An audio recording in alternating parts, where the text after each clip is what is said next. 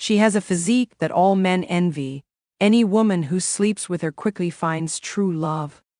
So, every day at work, she's surrounded by countless beautiful women, not for anything else, just wanting to sleep with her. Even at home, her phone is filled with countless dating invitations from beautiful women. Naturally, she enjoys this because, as the saying goes, a fool not to take advantage is a fool indeed. Her only worry might be that her stamina can't keep up. The origin of Chuck's charm comes from a childhood game with friends, Spin the Bottle. Whoever the bottle points to must go into the wardrobe with the spinner for 7 minutes and do whatever they want. Chuck had long had a crush on a girl with freckles. He spun the bottle mightily, and miraculously, it pointed to her. But behind her sat Shamate, the girl he feared the most. Shamate gave an evil grin, and Chuck was even more frightened. Once in the wardrobe, Shamate pounced like she hadn't eaten in 30 years, demanding they hurry due to limited time. Terrified, Chuck screamed and struggled, eventually escaping the wardrobe. This humiliated Shamate, who cursed him to never find happiness, and that any girl who slept with him would find a better partner next. Strangely, since then, none of Chuck's relationships have lasted more than 3 days, and his ex-girlfriends indeed found their true love right after breaking up with him. Yet oddly, his romantic encounters never stopped, attracting women like a magnet. By now, Chuck was attending his 99th ex-girlfriend's wedding. The bride didn't toast to the heavens or her parents, but thanked Chuck.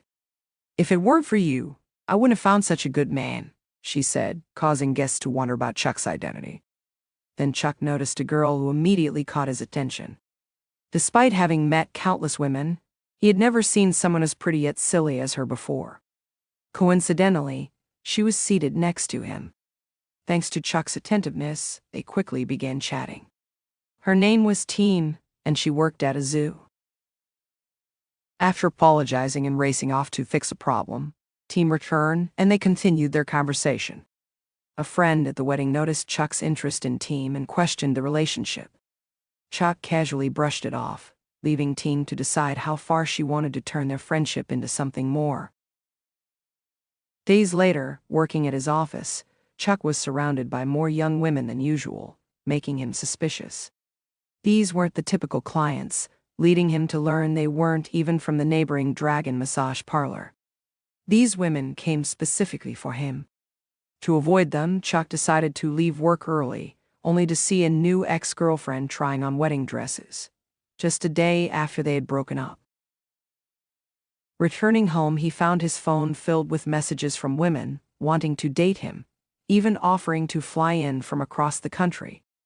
Realizing the advantage of his situation, Chuck began accepting these propositions. But this meant speeding up each relationship before they found someone else.